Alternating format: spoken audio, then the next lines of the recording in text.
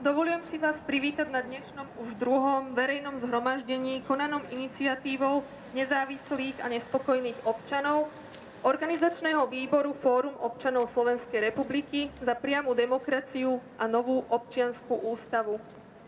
Veľmi často sa zamýšľam nad stavom nedostatku zdrojov právneho vedomia a myslenia na Slovensku. Nad vzťahom práva a morálky, aj práva a spravodlivosti.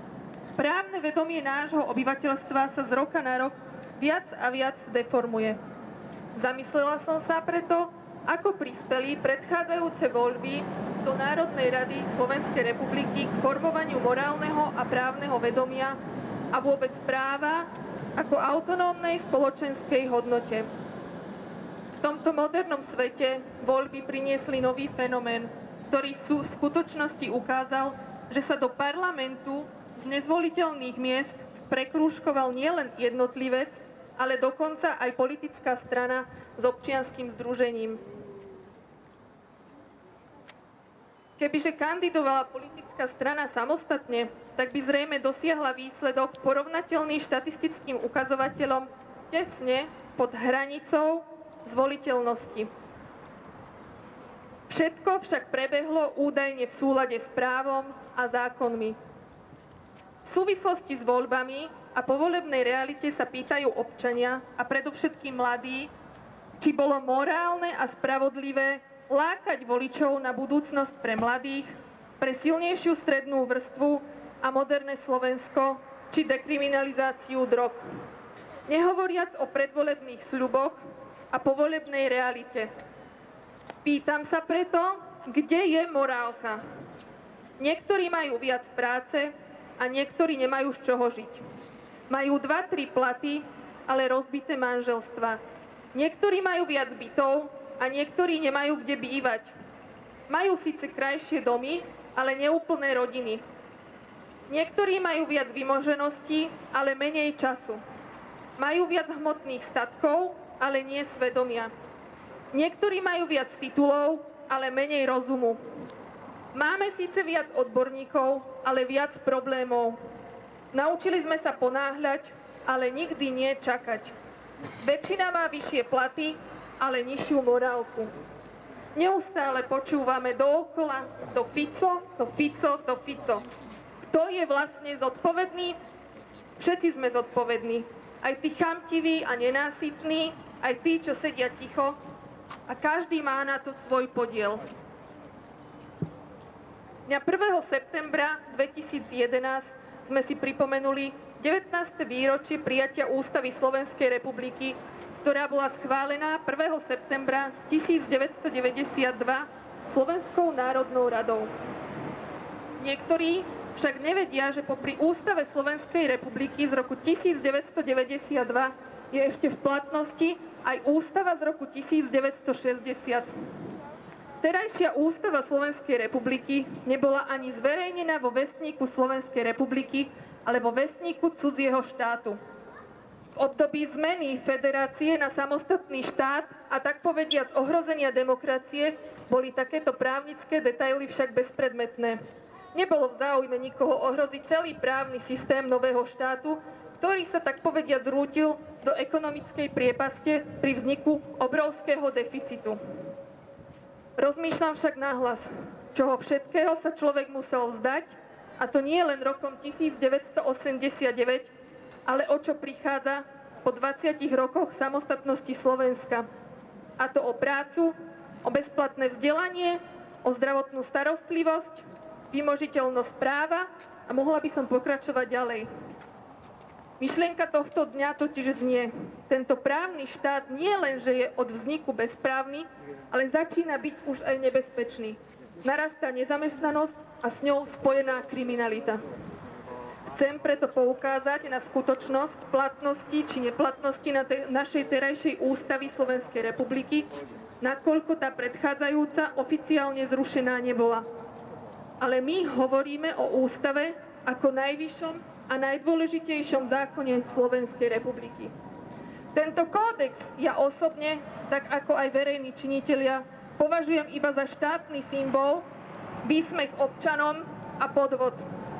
Ako môžeme potom od doterajších poslancov chcieť, aby riešili platnosť iných zákonov, keď sú nekompetentní? Preto čo chceme? Na čo sme tu? Chceme novú občiansku ústavu. Chceme skutočnú demokraciu a slobodu, podieľať sa nielen na rozhodovaní o svojich súkromných životoch, ale aj o bezpečnosti, vzdelaní a zdraví, daniach a doprave. Preto vyzývame vládu Slovenskej republiky, aby dobrovoľne odovzdala moc do rúk občanov Slovenskej republiky. Ďakujem pekne, Stanka. Boli to len 4 minúty. Takto, teraz... Ideš? Dobre, takže to, čo Stanka ušetrila, tak dobré ráno, Slovensko. Ja už je po obede, tak príjemné po obede. Nech sa páči. Ďakujem, dobré ráno, Slovensko. Čo Stanka ušetrila, tak ja dobehnem. Takže v prvom rade chcem všetkým sa poďakovať, ktorí prišli, z akýchkoľvek dôvodov aj tým, ktorí prísť nemohli.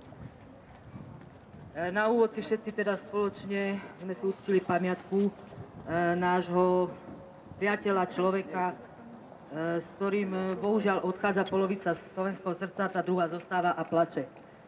Pavol Demitra a sme s jeho rodinou, priateľmi, s jeho spoluhráčmi, srdcom, so zármutkom a bolesťou, ťažko sa to hovorí, sme s nimi. Pokračujeme ďalej. Napadlo ma, niekde som to čítal, že keď kritizujeme súpera, tak vlastne mu dodávame sílu a energiu, lebo mu ukazujeme, že kde robí chyby. Čiže je dobré kritizovať len toho súpera, ktorého si vážime, ktorému chceme pomáhať. Je oveľa účinnejšie smerovať našu energiu na budovanie niečoho nového. Keď som to čítal, tak ma napadlo, že áno, je to na tom niečo, ale som si povedal, že na najvýš môžem vecne porovnať tú alternatívu, ktorú chcem kritizovať, a tú alternatívu, ktorú chcem postaviť a vybudovať. Takže tu nás sa stretli ľudia, ktorí si povedali, že vyskúšajú, ako to vyzerá s tou priamou demokraciou v praxi a či vieme sa dohodnúť a rozmýšľať spolu, ako by mala vyzerať takáto ústava. Samozrejme, že ústava je veľmi zložitý právny dokument. Právnici tvrdia, že to len oni im rozumejú, ale pokiaľ tá ústava má platiť pre všetkých, tak každý by mal mať pochopiť. Faktický stav, ale je v ústave článok, ktorý hovorí, že politické strany sú oddelené od štátu. Politické strany sú oddelené od štátu, takže ústava na to pamätá. Ale faktický stav je taký, ktorý ste popísali. A funguje to akoby zvykovo tak. Ale je to protiústavné. Partokracia je protiústavná aj podľa našej ústavy. Samozrejme, je viacero hlasov, sa im páči. Ja by som ešte k tomu chcela povedať, že aj tie práva, ktoré v ústave sú zakotvené, sa nedodržujú, to je ďalšia vec, ale negujú. Pán Sivak, súhlasíte? Sa negujú. Isté. Toto je to veľmi dôležité a bohužiaľ pasivitou a ľahostajnosťou nás všetkých sa negujú preto, lebo sa k tomu staviame tak, ako sa staviame. Chcete ešte, pán Sivak, niečo k tomu povedať? Téma je ústava a referendum. Bolo tu už povedané, že zvláštne okolnosti sprevádzali prijatie ústavy. A tu treba povedať, že prijatiu ústavy predchádzala deklarácia zvrchovanosti Slovenska. A táto deklarácia je hlavným tým aktom, ktorým sa obnovila naša štátnosť. A preto týmto aktom hneď mala vzniknúť Slovenská republika. Vznik republiky sa neplánuje, tak ako sa teda udialo. A máme tu 3 dátumy. Máme tu dátum, kedy bola deklarovaná zvrchovanosť, dátum, kedy bola prijatá ústava a dátum, kedy sa zrodila Slovenská republika. To je niečo z týchto dátumov, niektorý musí byť predsa najdôležitejší.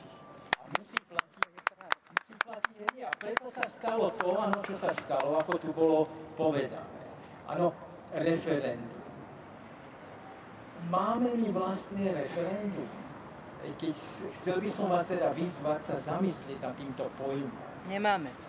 Referendum je inštitút priamej demokracie, to znamená, že občan, na úrovni občana, keď koná a hlasuje, tak musí to mať účinok. Ale ak je v ústave kvórum 50+1, tento účinok sa stráca, pretože môj hlas paralizuje a neguje vlastne hlas druhého občana alebo suseda. A teda my nemáme, ano z tohto hľadiska, my nemáme referendum. Referendum bolo vtedy, keby teda nebolo žiadne kvórum, respektíve pre určité dôležité hlasovania by sa mohlo uvažovať o menšinovom kvóru a rozhodne nie o väčšinovom, to je dokonca väčšinové kvórum, pretože to je 50+1. To znamená, že vlastne sa obnovuje väčšina a to je proti duchu myšlienky referenda. Je pozoruhodné, že už boli viaceré novely ústavy, ale toto sa obchádzalo a obchádza ako horúci zemiak. A je na občanovi, aby teda sa pričinil o to, aby sa to zmenilo. Ďalej, referendum, tak ako je definované v ústave protirečí. A myslím najmä na článok 32, ktorý vyžaduje, alebo vyžaduje aktívneho občana. Ale ako môže byť ten občan aktívny, keď sa mu vlastne odníma tento dôležitý nástroj a to je skutočné referendum. Takže zamyslíme sa teda nad týmto, je to malá násobilka práva. Hovorilo sa tu o tom, že teda o našom právnom vedomí a tak ďalej, ale toto je malá násobilka práva a to je na tom pozoruhodné, že vlastne sa tu deformuje skutočnosť natoľko, že sa ani malá násobilka tu nerešpektuje. Ona neplatí len v matematike.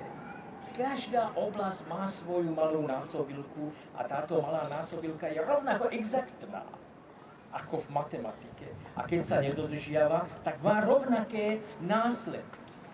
Samozrejme, tie následky majú inú podobu a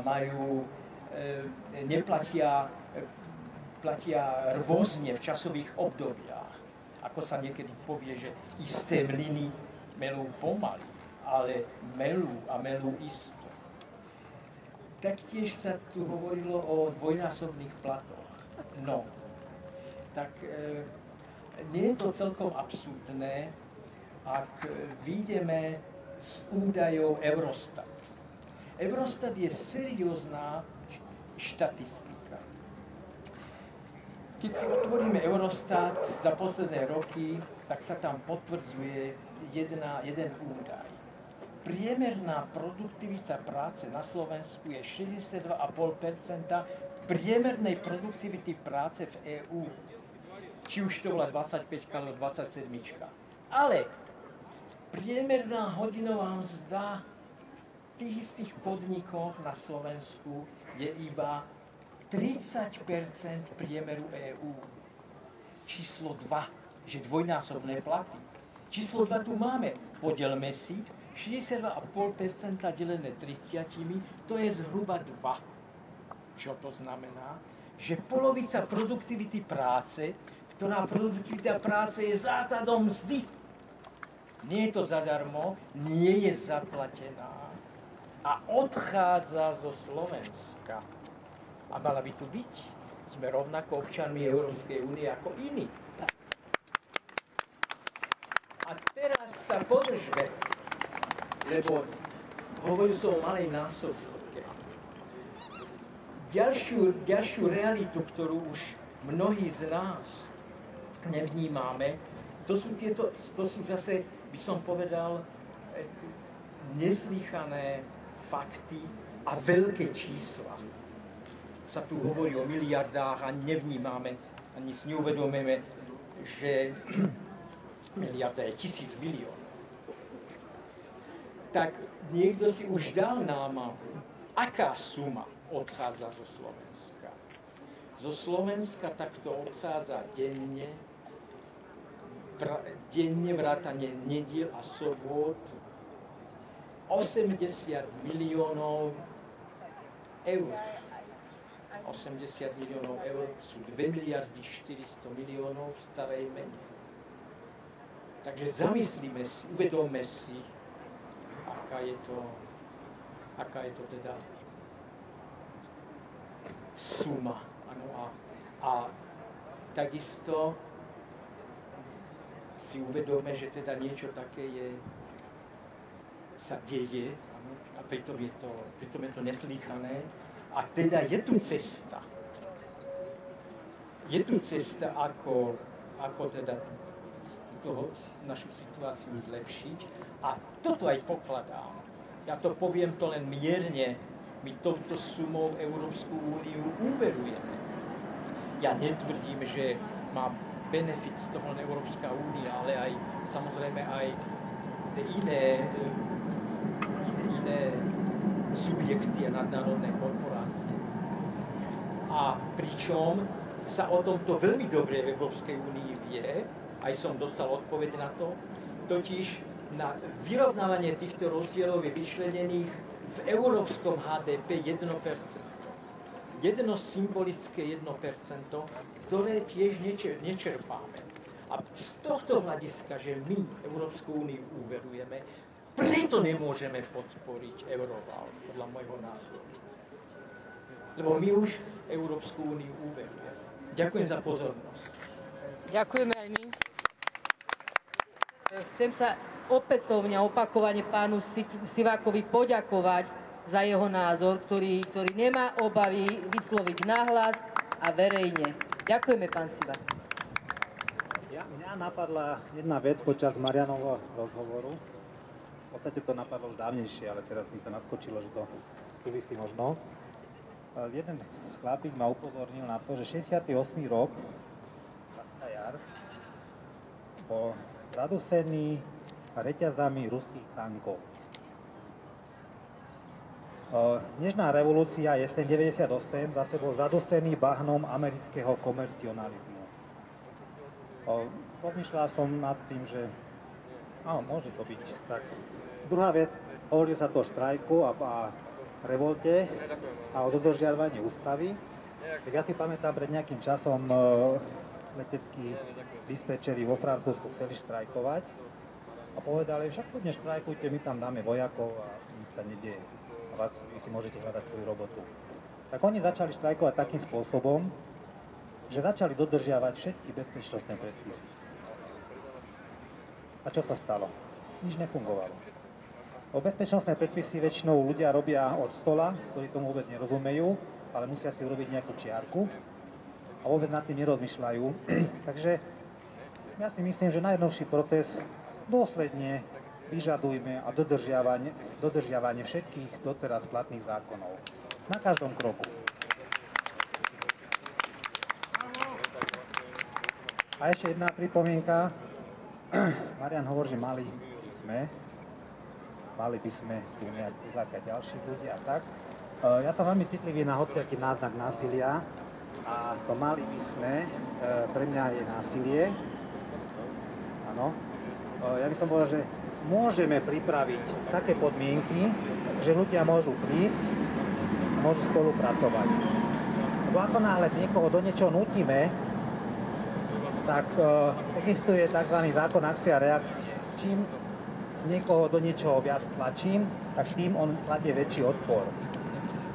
Znamená, že nemôžem pomáhať človekovi, ktorý o pomoc nežiada. Tak on to považuje za násilie alebo minimálne dotieravosť. Ale môžeme povedať, že sme tu, sme ochotní pomáhať a keď si uvedomíte, že potrebujete pomoc, tak radi budeme spolupracovať.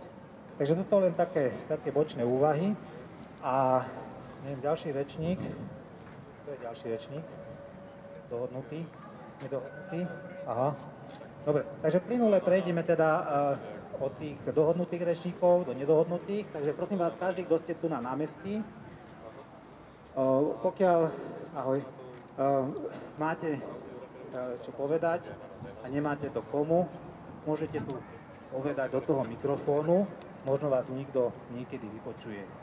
Čiže to je, prehlasujem, že tento mikrofón je do 7 hodiny, teraz je 5 hodín, čiže ešte 2 hodiny je butľavou vrbou. Čiže keď máte niečo na srdci a nemáte to povedať komu, povedzte to do blogu. Ale počkajte, máme pravidlá, dobre, treba sa hlásiť. Máme také pravidlá, že musíte sa prihlásiť tam a poradí, ak sa ľudí bude hlásiť, môžu hovoriť. Aby boli muži. Chcel som len povedať, ľudia, majte sa radi a neskočte sami sebe a tak ďalej. Buďte dobrí. Ďakujem. Iný môj kamarát to povedal inými slovami, že ži a nechaj žiť. Zhruba asi by som to mohol tak zhrnúť. A teraz prosím, preto teda asi na rade. A ďalší ľudia, ktorí chcete povedať niečo, hovorím, že máme 2 hodiny, takže nesme žiadnym časom obmedzovaní. Ale ja pre istotu budem merať čas, aby ste videli, koľko asi hovorili. A môžete sa tu na potom pri tých, ja tam budem sedieť vedľa a môžete sa tam hlásiť. Nech sa páči. V spoločnosti je veľmi veľa závažných, neriešených problémov. Zaznelo tu, že občania priamo moc nemôžu vykonávať. Napriek tomu v parlamente sedia ľudia, ktorí absolútne nerešpektujú sociálne, vzdelanostné a všelijaké iné kritériá. Nekopíruje parlament zloženie spoločnosti. Bolo by treba riešiť problémy práve tých najslabších, najbiednejších, ktoré tie problémy není sú schopní vykompenzovať majetkom, peniazmi, vplyvom a tak ďalej.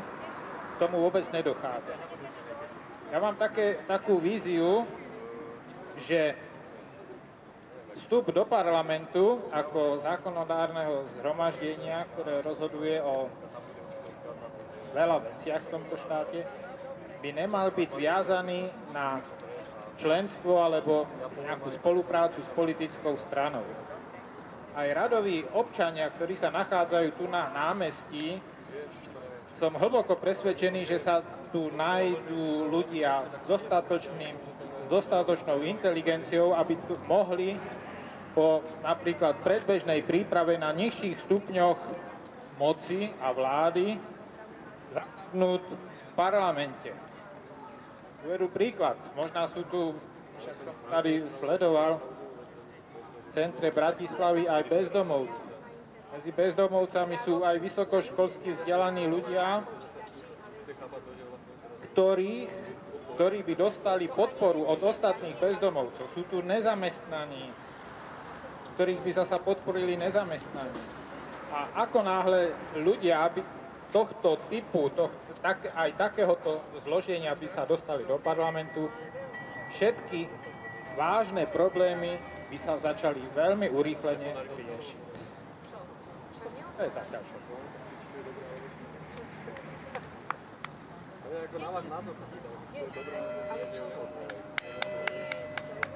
Ďakujem, Petislav. Bolo to 1 minúta 47 sekúnd. Komu sa to páčilo? Ďakujem, komu sa to nepáčilo.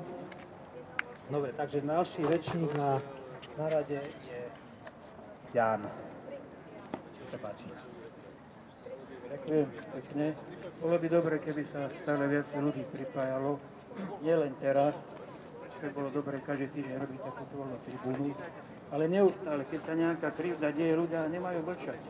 Absolútne nesmú mlčať, lebo idú proti sebe, proti svojim deťom a rodičom.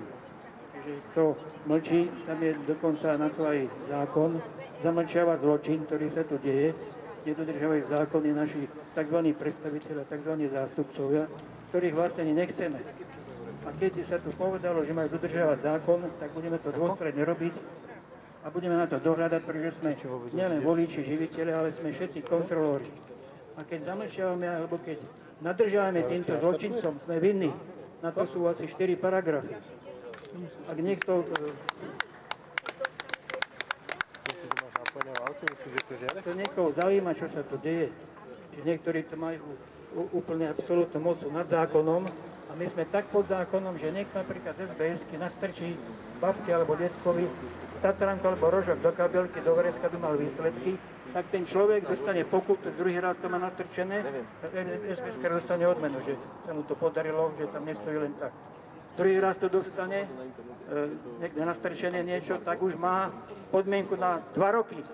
Za 2 rožky. Áno, a potom na tretí raz vraj dostať do života, alebo čo to tu má byť? Zastrašujú ľudí a oni zákony tak dodržiavajú, že si povedia, pre nás to neplatí, my si tie zákony tvoríme a my sme to na to, aby sme ich obchádzali. A smejú sa na tom na chodbách v parlamente. Hanba im, som povedal. Ale aj hanba ľuďom, ktorí sa to páči a ešte si hovoria, a čo my môžeme, no keď je tu 5 minút ľudí nespokojných, 500 darebákom, tým najväčším darebákom, tak niečo dosiahneme, keď si povieme, spravíme to, ale keď si hovoríme, že čo my môžeme, tak potom to je tak, ako je a potom sa len žalujeme, zbytočne ľudia ostávajú bez roboty. Vieme, ako Mečiar rozdarboval fabriky, ale príšerným spôsobom, poviem príklad, napríklad v Utekáči pri Poltári dostal chlapec skláreň, ktorá sa volá Klára, za 500 000. Mala hodnotu 200 miliónov tá fabrika. Skláreň. To mi hovorili priamo predáci a majstri z tej fabriky. A Mečiar povedal, dobre, dáš mi za to, že si dostal tú fabriku s veľkou hodnotou, rozbehnutú, ktorá exportovala vynikajúce výrobky, tak dáš mi z toho 20%, preto volali určite ľudí, že 20%. Vybavovali to. Potom už brali 34% niektorí za to, že dali niekomu fabriku. A to sa opakovalo v každej vláde a každá vláda bola rovnaká, pretože nepotrestala tú predošlú. A ešte dodám k tej fabrike, to sa dialo všade, keď nedal tie dohodnuté percentá, prišli Černákovci alebo Siskári, vtedy Lexovi, a zo samopalmi prišli. Tak dostal si fabriku, tak plať. Do určitej kasy jednej stranickej sekty, alebo potom už aj viacerým sektám. Potom to napodobali ďalší a nikto sa neozýval. Ja som to napríklad dal na políciu, na najbližšiu a uložilo sa to, ako doteraz sa všetko ukladá na generálnej prokuratúre. Tam je asi na to ten generálny prokurátor, aby to kryl, čiže spolupáchatelé, zločinec, takisto všetci, ktorí tu rozkrádali obrovské 100 miliardy každý rok. Ak sa nám to teda páči, tak mlčme, ale ak sa nám to nepáči, tak sa ozývajme, máme tu rozhlas. Napríklad sú tu relácie, čo vy na to. Je to na rádiu Lumen, je to pol druhej útorok a štvrtok, krátili to bolo od pondelka do piatku, dali len 2 dní, že útorok, štvrtok, nevadí. Tak tam treba to sledovať a niekedy sa ozvať. Potom máme v tom rádiu Lumen aj v sobotu o 1. Volá sa to Zaostrené. Tá relácia, čo vy na to, existuje aj v Regíne, je to 14-17 každý pracovný deň. Tak zatiaľ toľko. Nebudem teraz brať čas ďalšie, nech sa páči. Ďakujem pekne, pán Jan. Ja by som...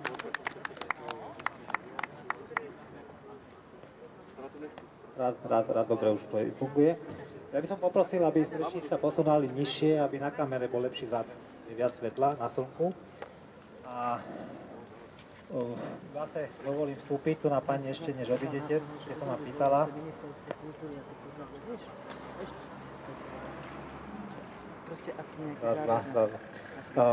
Keď som pozeral včera parlament, tak ja už dlhšiu dobu nepozerám žiadne televíziu, lebo keď som čítal, že to, čo počujete v médiách, je len polovička pravda a génius vie len ktorá. A keďže ja nie som génius, tak nech sa mi hádať, že ktorá časť je pravda. A som vám pýtala môj názor na parlament, tak môj názor na parlament je na to taký, že na čo máme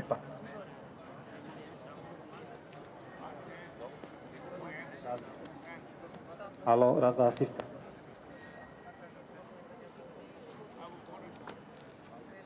Vyčerpala, trošku teraz je to lepšie. Tak ja sa pýtam, že na čo platíme 150 ľudí, keď o všetkom rozhodujú 4. A pritom žiadne legislatívne to nie je podchytené. A minule to v rozhlase povedali aj televízii na plnú hubu, lebo tí 4 sedeli a novinári chceli vedieť, že o čom hovorili. A povedali, že nemôžeme to povedať, Lebo my neexistujeme a není na to zákon, aby sme to mohli povedať, o čom sme hovorili. Tak potom, kto tu vládne? Máme tu nejaký právny štát, alebo nemáme? Čiže to je môj názor na parlament, ale to nie je dôležitý až taký. Ďalšie podujatie, na ktorom sa môžete zúčastniť, síce je to pod lavičkou seniorov, robia to seniory. Zdenka, teraz o tebe hovorím, nepočúva ma. Každú stredu, tiež v kaviarni Olympii, sa môžu zísť nielen seniory a rozmýšľať spolu, aký projekt by mohli zrealizovať v Bratislave a získať na to peniaze z tých peňazí, ktoré primátor Vtáčnik slúbil v predvolebnej kampanii, že 1% mestského rozpočtu dá ľuďom. Tu máte nejaké omrvinky, pobíte sa o ne. Konkrétne to asi 15 000 eur. Je projekt, kde sa ľudia môžu prihlásiť, či už ľudia, alebo skupiny, alebo zástupcovia nejakých častí sídlisk alebo bytov, že tu chceme chodník napríklad, tu chceme parčík, tu chceme nejaké stredisko, kde by sa mohli stretávať mladí a starí. Čiže teraz prebieha kolo, kde ľudia sa hlásia, zatiaľ tam boli zástupcovia Červeného kríža, diabetikov a väčšinou akože seniory, ale mladí sú tiež vítaní. Čiže v stredu o 5:00 sa rieši, že čo by bolo najlepšie. A samozrejme prvá fáza je, že čo by sme chceli a druhá fáza bude potom, že kto tých 15 000 dostane. Áno, čiže to bude potom nejaké verejné zvažovanie. Čo sa týka toho projektu, každý štvrtok zase v Primaciálnom paláci, tam je o tom odborná prednáška, kde chlapci z Utopie a v spolupráci s magistrátom informujú ľudí, čo to je za projekt a akým spôsobom sa dá o tie peniaze prihlásiť. Dobre, takže prišla záverečná hodina, všetkým vám ďakujem a zase niekde sa stretneme. Ale minimálne v kaviarni Olympia každý pondelok o 5:00 ste vítaní. Ďakujem pekne. Ešte záverečné slovo človeka, ktorý dal krk do toho a podpísal sa pod to povolenie. Ďakujem všetkým zúčastneným a takisto vás chcem pozvať na ďalšie takéto fórum. Teraz momentálne neviem, ešte najbližší termín, nejaký oktobrový by to mal byť, ale 17. novembra pozývam všetkých tu opäť na SNP o 15:00. Ďakujem. Ďakujem, tak prajem vám príjemný zbytok večera a života. Dovidenia.